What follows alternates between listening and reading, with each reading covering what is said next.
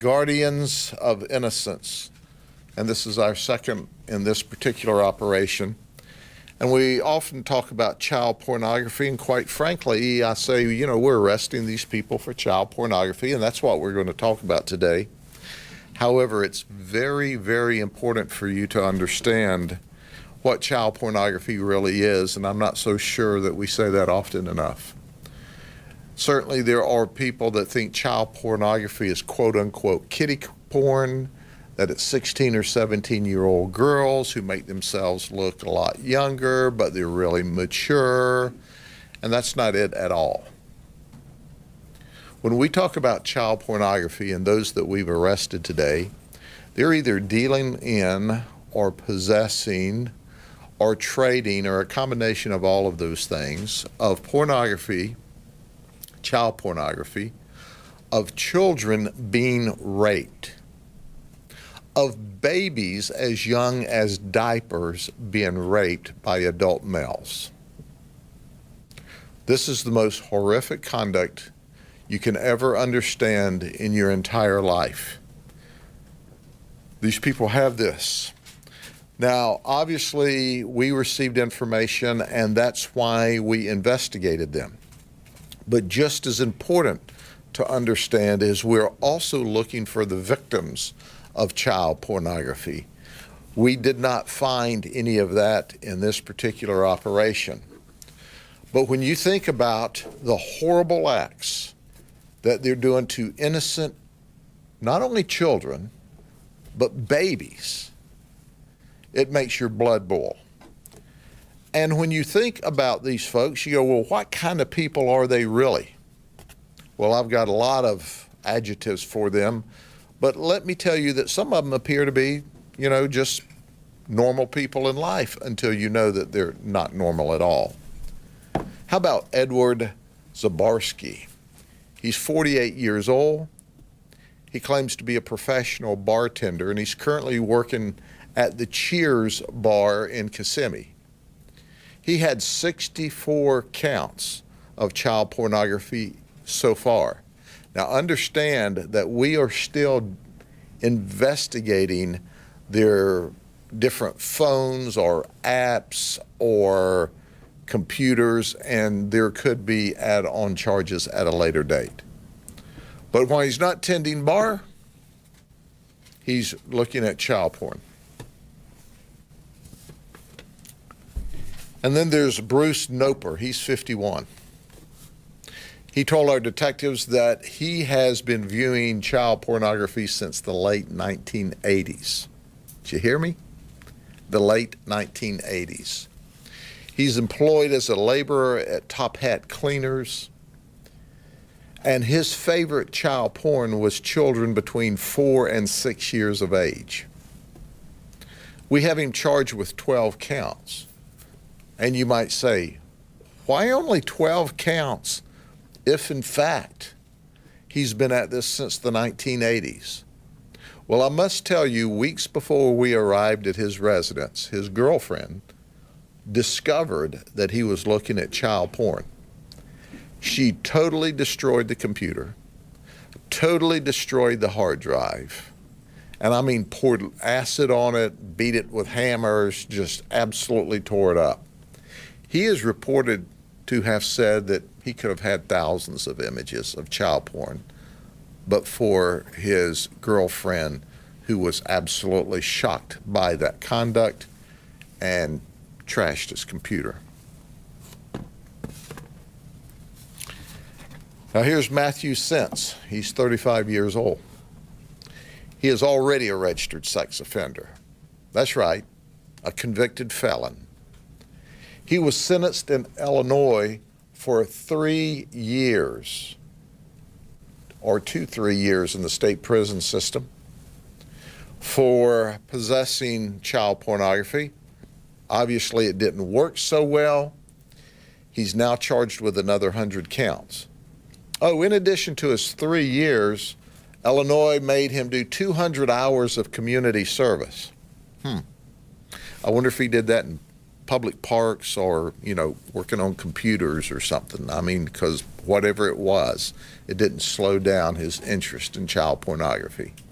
So he's back in the county jail now after having served 3 years in an Illinois prison. So I guess he'll try the Florida prisons for a while. Well, that's not the only registered sex offender. Now we have Richard Cousins. He's 64 years of age. He's also a registered sex offender and convicted felon. He likes children between 8 and 10 years of age. Now that's right. When people keep their child pornography or their sexual deviant child pornography, they all have a preference. Little boys, little girls, different age groups, and he happened to like 8 to 10-year-olds. He's charged with 143 different counts of child porn.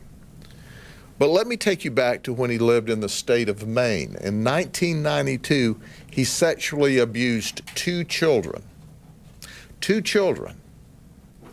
Now, he sexually abused 2 children who were between the ages of 7 and 12 at the time, and the great state of Maine gave him a total of 4 years in prison and suspended 3 of the 4 years. That's right. He did 1 year for sexually abusing 2 children. Way to go, Maine. When we arrived, he was actively downloading child porn. He had 4 different computers operating at the same time. If you want to see a poster child of a child predator, of a child pornographer, of a felon, of a very dangerous person, there he is. I find it terribly interesting that prior to his arrest the other day, there are people in the United States that think we ought to give him his rights back to vote. Don't you want him selecting leaders for our cities, our counties, our state, and the nation? 143 counts of child porn. And then there's Ricky Vargas Garcia. He's 30. What does he do for a living? He's a Lego builder for Merlin Entertainment. He does not work at the park. He works at an off-site location building Legos. He admitted that he views and he trades child pornography. We're really worried about this guy. He says that he chats online with children. He apparently has talked an 11-year-old little girl into sharing nude photos, or either he shared a nude photo of himself with an 11-year-old child. We know that he prefers children 3 to 5 years of age with his child pornography. We've got him charged with 10 counts, but when he's actively going into chat rooms, talking to children, it's just a matter of time until he batters a child, if in fact he hasn't battered a child already and we're just unaware of it.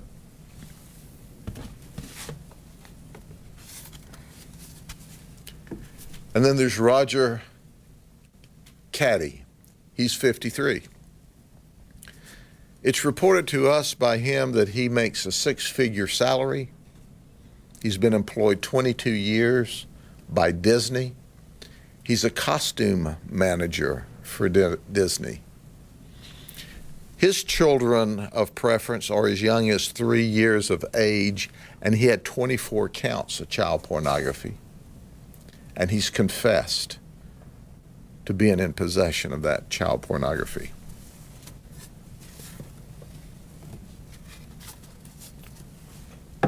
Then there's Donald Merrick. Donald Merrick is 69. What's interesting about Donald is he taught school for 30 years in Maricopa County in Arizona. We've charged him with 16 counts of child porn. And he said he retired here because he loves Disney World and he goes to the theme park 2 or 3 days a week. When he's not at the theme park, he's home with child pornography. and he taught in the school systems for 30 years. Be interesting to know what kind of conduct he might have had in Arizona.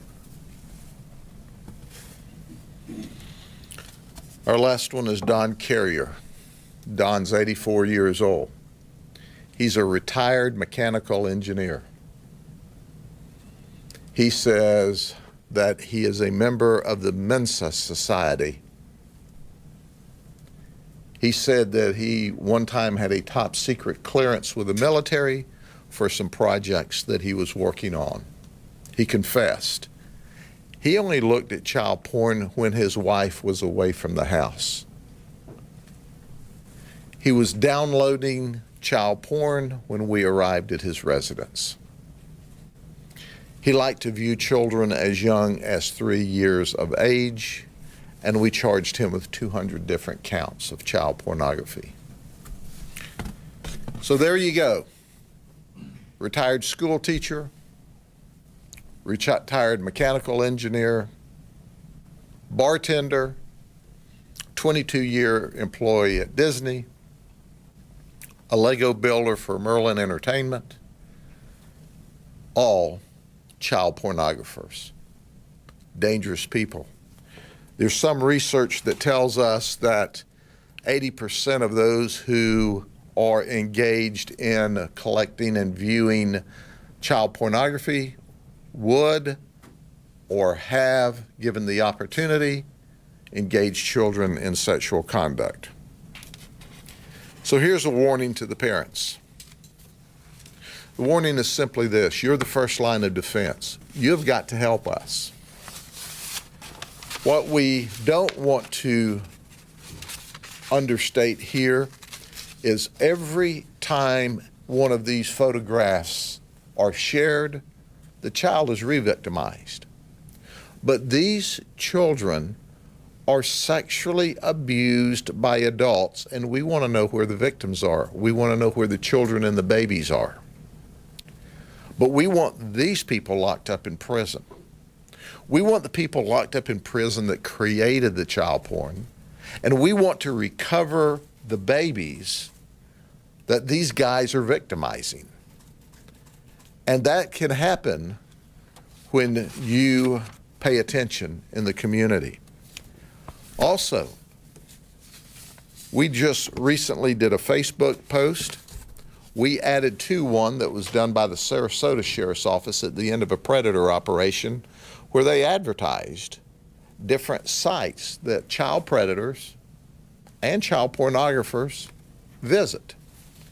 We added about 20 more sites to that, and Carrie tells me we're up to over 3 million views. Parents, you've got to know where your children are going online, because wherever your children are, they are. And they're looking for your children, and they're trying to talk them into nude photographs, or they're making child pornography from the little tykes, or they're possessing it.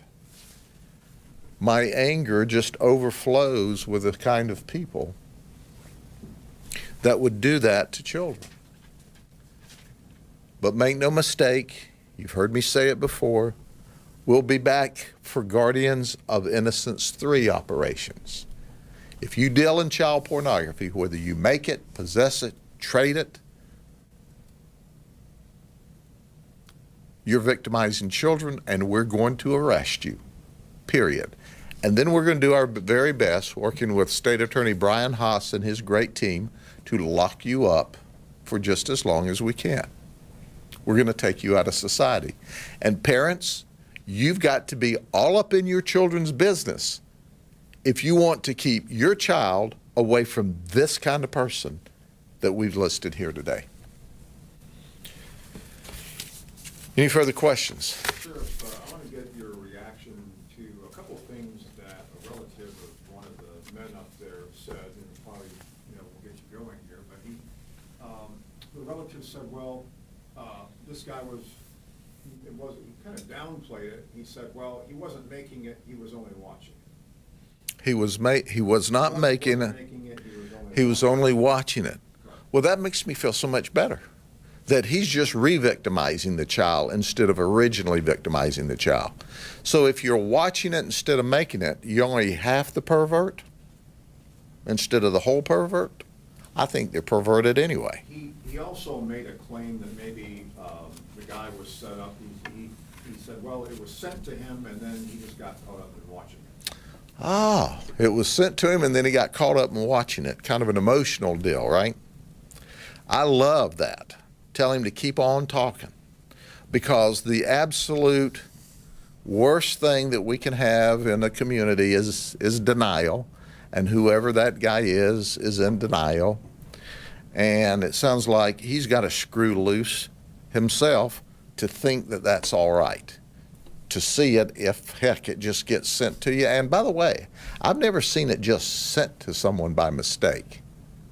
And if someone just sent you some child porn by mistake, the thing you should do is lock that down, pick the phone up, and call for our specialist and say, hey, somebody sent this to me by mistake, and then we'll trail it back from where it came.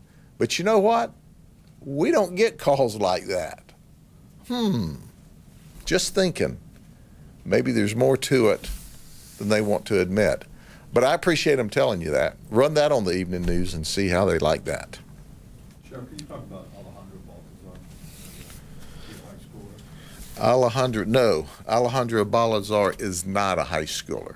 I don't think we listed him as one of our poster children today because he was one of several. We were trying to just limit the numbers. There was nothing earth-shaking other than he was in possession of child pornography and viewing child pornography and doing what all the others did, but to a lesser extent. We had one high school student that we've not exposed here today. Alejandro may have been the one that was a HCC college student, Hillsborough Community College student, and he was in possession of child porn as well as one 16-year-old high school kid. By the way, he was criminally charged as well. However, because he was 16 years old, we didn't want to put him on this poster and then have y'all go, oh, we don't want to run that poster because there's a 16-year-old kid on there. And we want this poster run far and wide because we think people ought to see what people look like that possess and deal and trade in child pornography. Almost every time we attend one of these press conferences, there's someone, some man or woman working for Disney, Legoland, something with a child. I know a lot of them may be first-time offenders, but is there anything that these companies can ask or kind of detect that they will be a predator? Well, first and foremost, when we talk about first-time offenders, I call it first-time catching because they're not first-time offenders. So this is the first-time catching. Disney employs tens of thousands of people, so the probabilities of them having someone that would be a child predator or child pornographer is exponentially increased just because of the volumes of people they deal with. And people that have a proclivity to like children, that's their sexual thing, and that's why it's so hard for normal people to understand. These folks are sexually attracted to small little girls and boys like the normal heterosexual adult is attracted to another normal heterosexual adult. So you go to where the children are. Disney, the theme parks, playgrounds, schools. I'm always suspicious of someone who has an overt interest in being around children at soccer fields, ballparks, but they don't have any children or grandchildren involved in the mix. Does that mean they're automatically a child pornographer or predator? Absolutely not. But my antenna goes up and I'll keep an extra close eye on that. Obviously, they can pass the background check, but is there anything further that they can do? Well, the federal government passed a law several years ago that prohibits you from doing a polygraph on people you're going to employ unless you're in specific fields, i.e. law enforcement. So even if all the theme parks wanted to give everybody a polygraph on this particular topic, it's against federal law. Also, we talked to a lot of neighbors during stories like this, you know, to see if they suspected or anything. What do you tell the people who live near offenders like this? I tell them to watch them closely, to not ever take your child trick-or-treating at their house. We know that they hide this from husbands and, wives, most of the time wives or girlfriends. So certainly they're going to hide it from the neighbors. But that doesn't mean they won't groom children in the neighborhood, try to take pictures of children in the neighborhood. These are deviant thinking human beings. Oops, did I call them a human being? I don't know what they are. They're deviants. They're dangerous. And research shows that they don't change.